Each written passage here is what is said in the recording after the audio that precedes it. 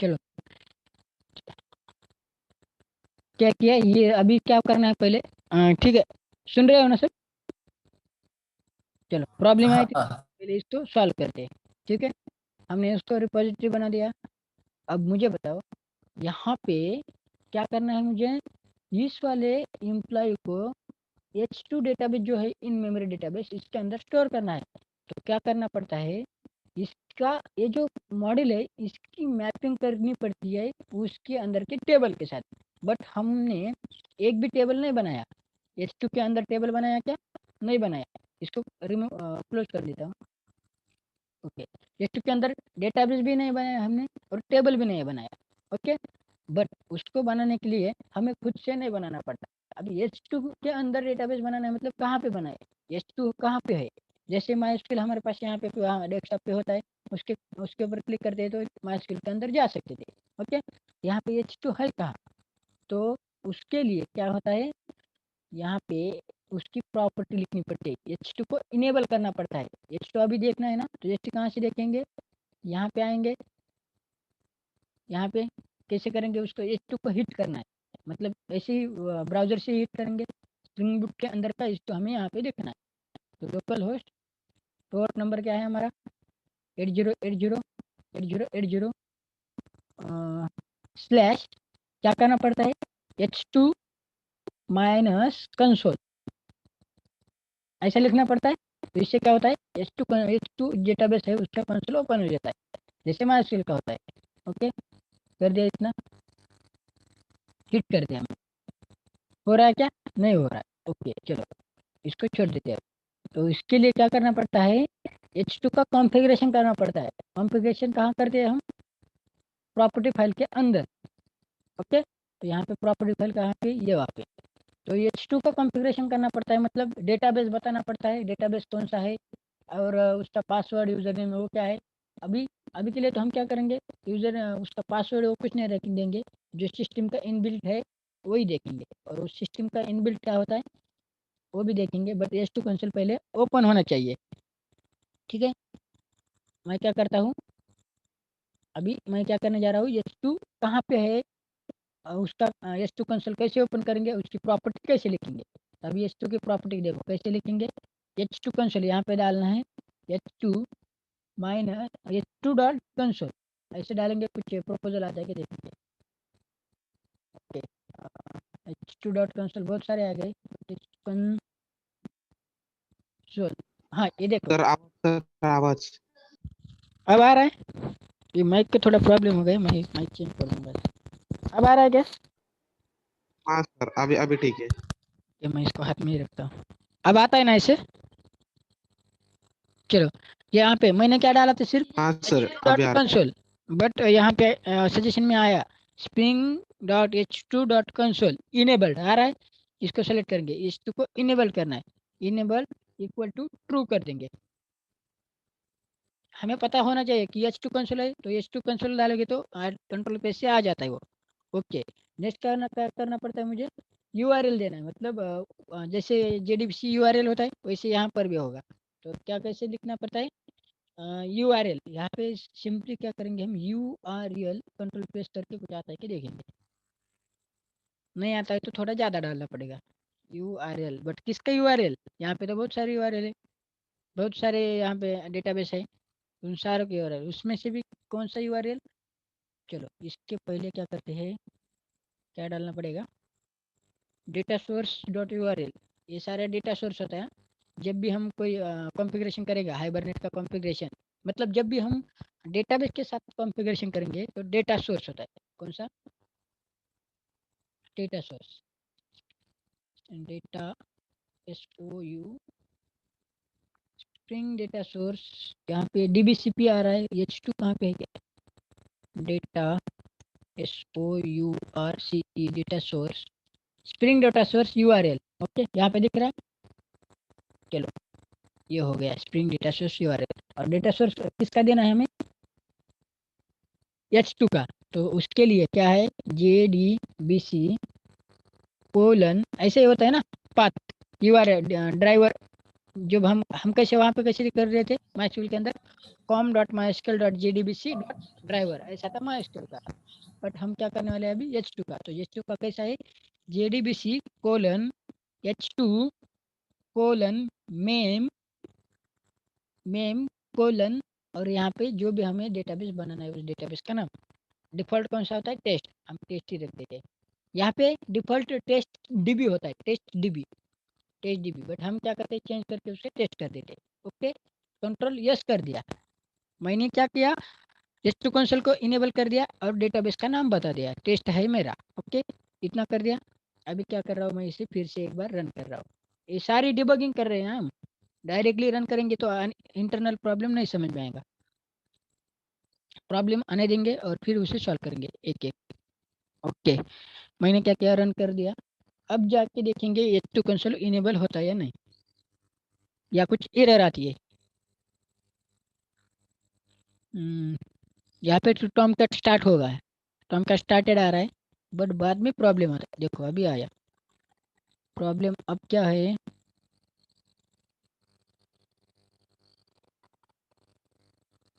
Okay, employ repo का है inject नहीं हो रहा है और not manage type class model. Okay okay, ये जो एम्प्लॉय है क्या बता रहा है not a manage type class dot com dot technosis dot model dot employ. ये जो एम्प्लॉय है हमने H2 की डिपेंडेंसी तो डाली है बट उसके साथ किसी का मैपिंग नहीं हुआ है। मैंने क्या कहा था टेबल के साथ क्या करना पड़ता है इस एम्प्लॉय का मैपिंग करना पड़ता है। तो इस एम्प्लॉय का H2 के अंदर जो टेबल बनेगा वो ऑटोमेटिकली बनेगा। उसे बनाने की जरूरत नहीं है और डेटाबेस को भी बनाने की जरूरत नहीं, ऑटोमेटिकली डेटाबेस भी क्रिएट होगा, डेटा ऑटोमेटिकली टेबल भी क्रिएट होगा। बट टेबल कौन सा क्रिएट होगा, डेटाबेस तो होगा। डेटाबेस कौन सा क्रिएट होगा जो हमने यहाँ पे दिया है टेस्ट नाम का डेटाबेस H2 के अंदर क्रिएट होगा ऑटोमेटिकली। बट इसके अंदर टेबल कौन सा क्रिएट होगा ये क्वेश्चन है ना। तो इसके अंदर टेबल कौन सा होगा जो हमारा मॉडल है। बट उसके लिए भी उसे बताना पड़ेगा कि इसकी मैपिंग उसके अंदर के टेबल के साथ करनी है। तो उसके लिए अनोटेशन है कौन सा, देखो अभी एक और अनोटेशन इंट्रोड्यूस हुआ, हो सके तो लिख लो एट इंटिटी। कौन सा नोटेशन है एट इंटिटी और कहाँ से लेना है जावा एक्स परसिस्टेंस। यहाँ पे दो है उसमें से कौन सा जावा एक्स डॉट परसिस्टेंस। ओके, ये वाला ले लिया। और क्या बताया था मैंने कि एक प्राइमरी की, यहाँ पे देखो यहाँ पे मैंने इस रेपो के अंदर इसका इंटेजर दिया है ना। तो हाइबरनेट हो या H2 हो दोनों के लिए भी जब भी हम मॉडल लिखेंगे तो उसके अंदर एक तो भी प्राइमरी की होनी चाहिए, क्योंकि ये हाइबरनेट H2 सारे किसके ऊपर डिपेंड है काम करते हैं प्राइमरी की के ऊपर। ओके, तो हमने यहाँ पे हमें क्या करना पड़ेगा यहाँ पे तीनों में से किसी को तो एक को प्राइमरी की बनाना पड़ेगा। तो हम आईडी को प्राइमरी की बना देते हैं। तो इसके लिए अनोटेशन और एक इंट्रोड्यूस हुआ, लिख हो सके तो लिख लेना है एट आईडी। तो इससे क्या बनेगा वो प्राइमरी की बन जाएगा। ओके, और उसको हमें डालना नहीं। यहाँ पे हम क्या कर रहे हैं देखो, यहाँ पे हम ऐसा मैन्युअली डाल रहे हैं। अगर मैन्युअली डाल रहे हैं तो जो वैल्यू यहाँ पे डालोगे वो इंटरनेट इंसर्ट हो जाएगी। ओके, बट अगर हम यहाँ पे कुछ भी नहीं डालते और टेबल के अंदर उसे ऑटो इंक्रीमेंट रखते हैं तो जैसी एंट्री हो जाती है एक एक से क्या होती है ऐड हो जाता है ये 1 2 3 ऐसा। तो उसको ऑटो इंक्रीमेंट बनाने के लिए क्या करना पड़ता है एट जनरेटेड, देखो एनोटेशन कैसे इंट्रोड्यूस हो रही है एट जनरेटेड वैल्यू आ गया ये वाला। और उसके अंदर स्ट्रैटेजी कौन सी होगी स्ट्रैटेजी क्या है जनरेशन टाइप देना पड़ता है यहाँ पे जनरेशन टाइप। इसके अंदर बहुत सारी जनरेशन टाइप है, देखो डॉट करोगे तो आ जाएगा कौन से ऑटो आइडेंटिटी सीक्वेंस टेबल, ये सारे के ऊपर जब हाइबरनेट के ऊपर काम करेंगे तो ये सारे हम देखेंगे। बट हमें अभी कौन से लगने वाला है ऑटो इंक्रीमेंट करना है तो ऑटो वाला। ओके, इतना ही है। ओके चलो ठीक है। अभी इसके अंदर टेबल भी बन गया, H2 के अंदर टेबल बन गया एम्प्लॉय नाम का। क्यों, क्योंकि हमने यहाँ पे एनोटेशन दे दिया इंटिटी। ये इंटिटी ने क्या कर दिया इस एम्प्लॉय को उसके अंदर टेबल के साथ मैप करके टेबल बना दिया। ओके, इस आईडी ने क्या कर दिया इस वाले वेरिएबल के ऊपर है। तो ये जो अनोटेशन है इसने इसको क्या कर दिया, इस फील्ड को प्राइमरी की बना दिया और इस एनोटेशन ने इसे ऑटो सर इंक्रीमेंट। आवाज कट हो रहा है सर। हेलो हेलो, हाँ सर, वो @ एंटिटी एंटिटी वापस से एक बार बताओ ना। ओके ठीक है। हमें क्या करना पड़ता था, अभी ऑटोमेटिकली क्या करना है, टेबल बनाना है किसके अंदर, H2 के अंदर। तो वो टेबल किस नाम से बनाना है, जो हमारा क्लास है, जो हमारा मॉडल है, उसी नाम से क्या करना है मुझे, H2 के अंदर जो डेटाबेस है उसके अंदर टेबल बनाना है। इतना समझ में आया? हेलो, हाँ सर। आवाज थोड़ा कट हो रहा है ना, ये माइक का प्रॉब्लम है थोड़ा। अब आ रहा है आवाज? हाँ राइट। ओके। तो इंटिटी ने क्या कर दिया, सिंपली, सिंपल ध्यान रखो, सिंपल सिंपल समझो कि ये जो एम्प्लॉय है इसका टेबल बना दिया किसके अंदर, H2 के अंदर। किसने, इंटिटी ने। मतलब इंटिटी क्या कर रहा है, मैप कर रहा है इस क्लास को टेबल के साथ। ओके, समझ आया? हाँ सर। ठीक है, चलो। और टेबल बना क्रिएट होने के बाद में फिर से समझेंगे। ओके, इतना कर दिया। अब क्या कर रहा हूँ मैं, इसे सेव कर रहा हूँ। ओके, इसको पूरा क्लीन करता हूँ और फिर से रन करता हूँ इसे।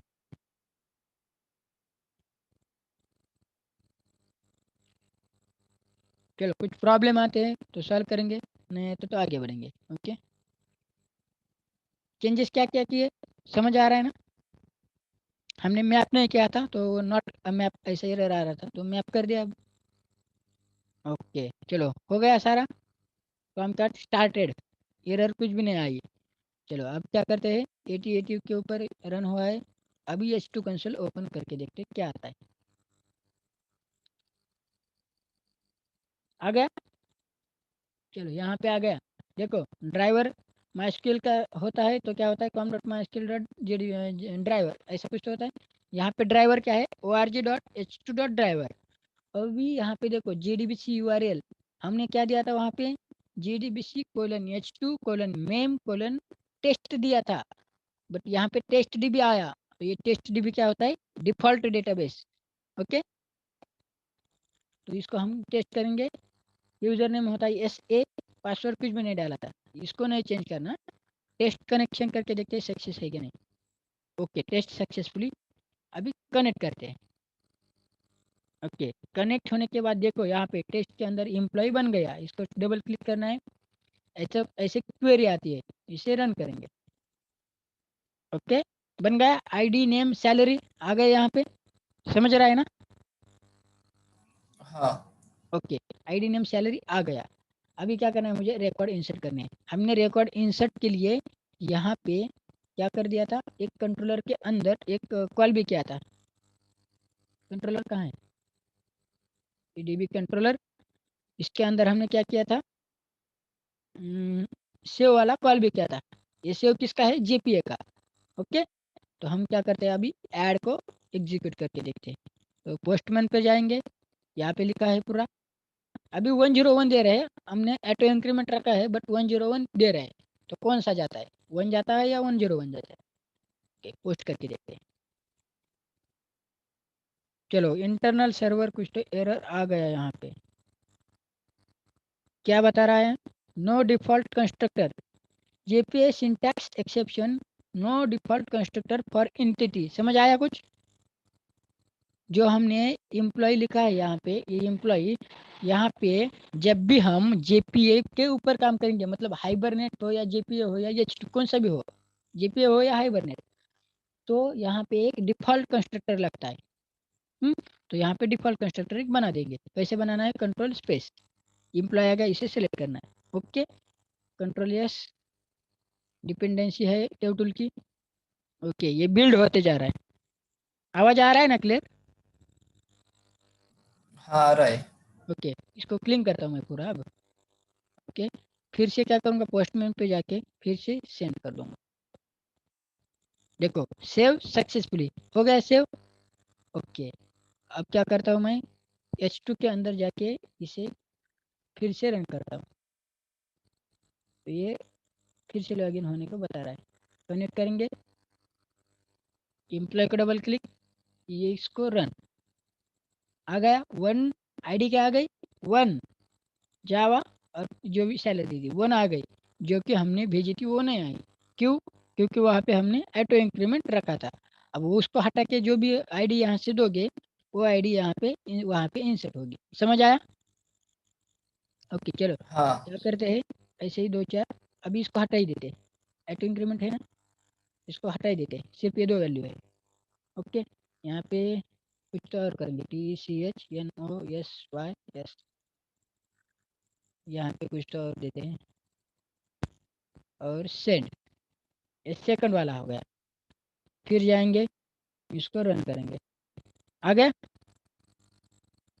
तो ये हो गया इन मेमोरी डेटाबेस। अभी इसी के अंदर हम अगर ऐसा करते हैं, एक वाली और मेथड लिखते हैं, कौन सी, गेट ऑल लिखनी है मुझे, तो क्या करना है, अभी मुझे गेट ऑल करना है, तो हमें क्या करना पड़ता था, सर्विस के अंदर डाव के अंदर दोनों के यहाँ पे लिखना पड़ता था, हमें खुद से इंटर इम्प्लीमेंटेशन करना पड़ता था, बट JPF प्रोवाइड कर रहा है ना, तो अभी इसका यूज करके कैसे करेंगे, सिंपली यहाँ पे एक और मेथड बना देते हैं, ऐड गेट मैपिंग बना दी, इसकी वैल्यू गेट ऑल बना दिया, और यहाँ पे मेथड बना देते हैं पब्लिक गेट ऑल, मतलब लिस्ट आने वाली है ना, लिस्ट ऑफ किसकी, एम्प्लॉय की, यूटिल का list, list of employ, LIST, नहीं नाम अच्छे देते हैं, गेट ऑल ही देते हैं, गेट ऑल लिख दिया। और अब किसको कॉल करूँ, इसका इम्प्लीमेंटेशन है मेरे पास, क्या है, रिटर्न में क्या कॉल करेंगे हम, रेपो डॉट फाइंड ऑल, क्या है यहाँ पे, फाइंड ऑल। ओके, इसको सेव कर दिया। अब मैं इसको गेट ऑल को कॉल करके देखता हूँ, ड्यू टूल की वजह से ऑटोमेटिकली बिल्ड हो गया। ओके, तो यहाँ पे जाके मैं क्या करूँगा, इस ऐड की जगह गेट ऑल करूँगा, गेट ऑल, और मेथड कौन सी है हमारी, गेट, सेंड कर दिया, रिस्पॉन्स में नल आया। अब देख बताओ क्यों आया, यहाँ पे 2 आने चाहिए थे, तो रिटर्न में नल आया, तो इससे क्या साबित हो गया, ये सही या गलत है, ये भी बताना। तो मैं बताता हूँ, चलो जानो जाने दो, मैं बताता हूँ क्या, H2 जो है वो कैसा है, टेस्टिंग के लिए डेटाबेस है, ना कि परमानेंट स्टोरेज।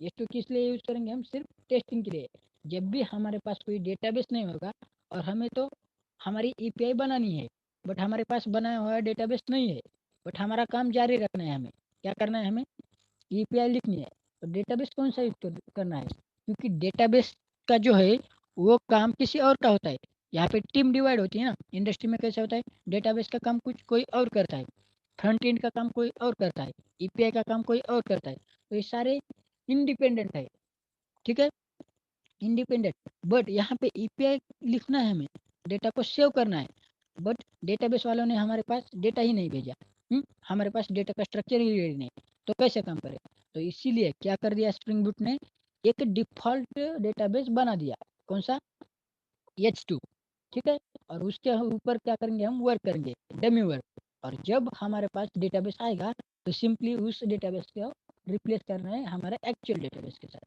अभी समझ में आया H2 क्यों यूज करना है, सिंपली टेस्टिंग के पर्पज से, क्योंकि हमारा काम जारी रखना चाहिए।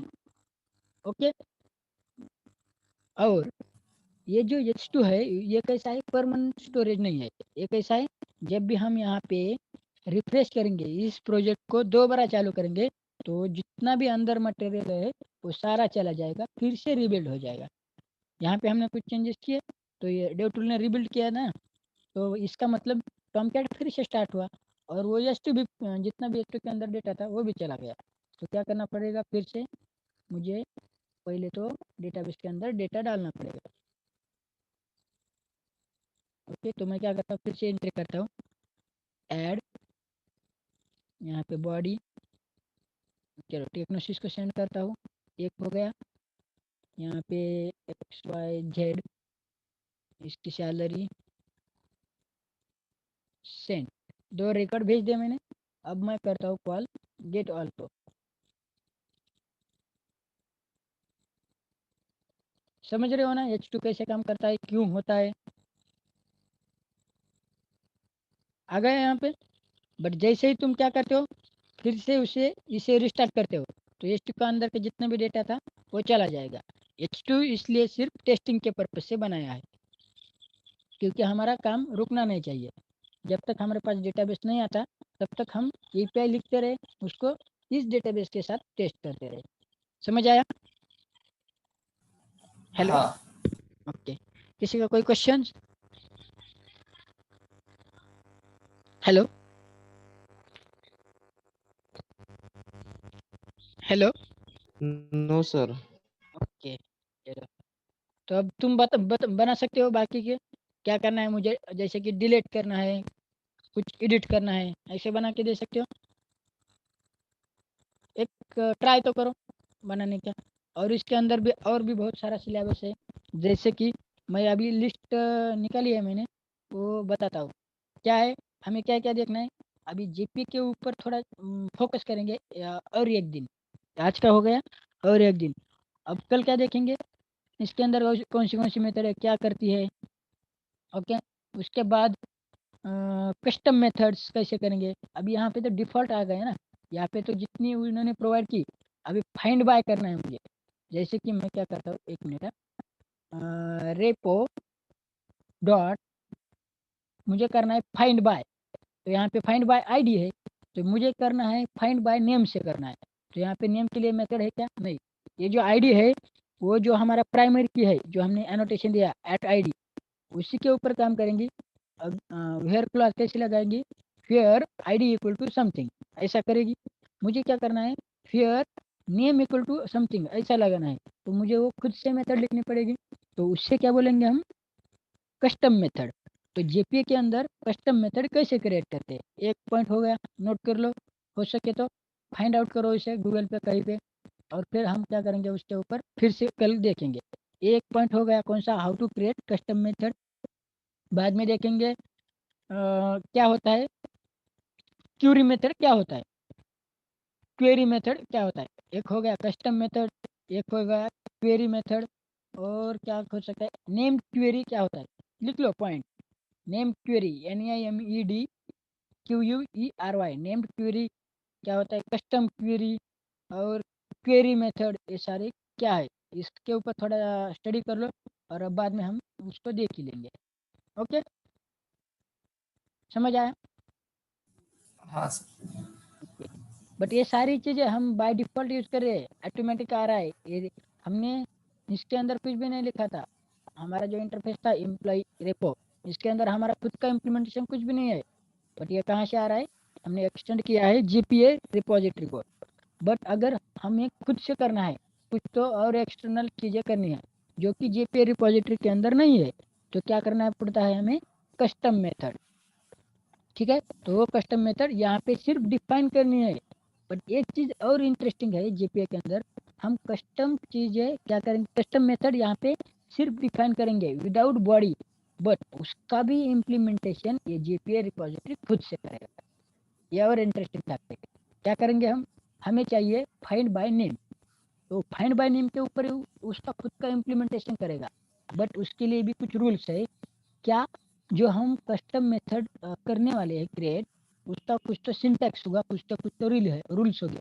मतलब हमने ऐसे ऐसे फाइंड बाय नेम करना है, तो ऐसे नहीं लिख सकते फाइंड बाय नेम, ऐसे नहीं लिख सकते। ऐसे लिखोगे तो रन टाइम एक्सेप्शन आएगा कुछ तो। ठीक है, तो इसको अभी क्या करना है, इसको जेपीए को क्या करना है, इसके ऊपर खुद से इम्प्लीमेंटेशन करना है। तो इस जेपीए को ये आइडेंटिफाई होना चाहिए। तो इसके लिए क्या करना पड़ेगा, हमें उसको अच्छी तरह से लिखना पड़ेगा, जो कि उसके रूल्स है। क्या रूल है, अगर हमें फाइंड बाय नेम लिखना है तो कैसा करना पड़ेगा, फाइंड, अब कॉन्केट हो रहा है एक कैमल केस, अब फिर से बता रहा हूँ कैमल केस, यहाँ पे क्या आ रहा है कैमल केस। तो बी का, बाय का बी, फिर से कैपिटल, एन का और वाई, और एन का फिर से एन कैपिटल। तो ऐसी होगी वो मेथड। और यहाँ पे क्या करेंगे, स्ट्रिंग नेम पास कर देंगे। ओके, तो ऐसा होगा उसका स्ट्रक्चर, जो कि हम मेथड सिर्फ डिफाइन करने वाले, डिक्लेयर। और अगर ये फाइंड होता है एक्चुअली में, तो जीपीए उसके ऊपर इम्प्लीमेंटेशन खुद से कर देगा। ठीक है, इसे बोलेंगे हम कस्टम मेथड। अब क्वेरी मेथड क्या होता है, नेम क्वेरी मेथड क्या होता है, और एक्सटर्नल चीज़ें क्या होती है, वो तुम फाइंड करो, उसके ऊपर हम फिर से डिस्कस करेंगे। अब तुम्हें खुद से थोड़ा बहुत एक्सप्लोर करना है किसे, जेपीए को। अब जेपीए खत्म हो जाता है तो हम क्या करेंगे, अगला सेशन माइस्क्यूएल के ऊपर लेंगे, सिर्फ माइस्क्यूएल, जो कि कमांड लाइन से हम करेंगे, कुछ तो क्वेरीफायर करके देखेंगे जितना भी हमें हाइबरनेट में लगने वाला है। तो कॉमन चीज़ें माइस्क्यूएल के अंदर की देखेंगे, एक दिन मतलब एक आधा घंटा करेंगे, और फिर हाइबरनेट देखेंगे। ओके, अभी जेपीए कंप्लीट हुआ ना, तो हाइबरनेट में कोई भी प्रॉब्लम नहीं आएगा। ये वाला स्ट्रक्चर भी हमें पता है क्या है, हाइबरनेट में भी यही सेम होगा। तो मतलब हमारा 50% हाइबरनेट का काम यहाँ पे हो चुका है। अभी हाइबरनेट एक्चुअली में क्या है, एक्सटर्नल चीज़ें क्या है इसके अंदर, वो देखना है। समझ आ रहा है सबको? Hello hello, hello. हाँ, समझ गए ना हाँ, आ सारा? रहा है समझ में। हाँ हाँ। ठीक है, ठीक। आज के लिए इतना ही बस। तुम्हें क्या करना है, तो खुद से थोड़ा एक्सप्लोर करो, और क्या करना है, 2-4 मेथड एक्स्ट्रा वाली लिख के देखना है। हाँ ठीक है ना? चलो, हाँ, ठीक है, चलिए। Okay, bye. और राकेश, इंस्टॉलमेंट का कुछ देखो अब, रजिस्ट्रेशन हाँ का। ठीक है, चलिए। चलेगा? हाँ हाँ, ठीक। बाय। बाय।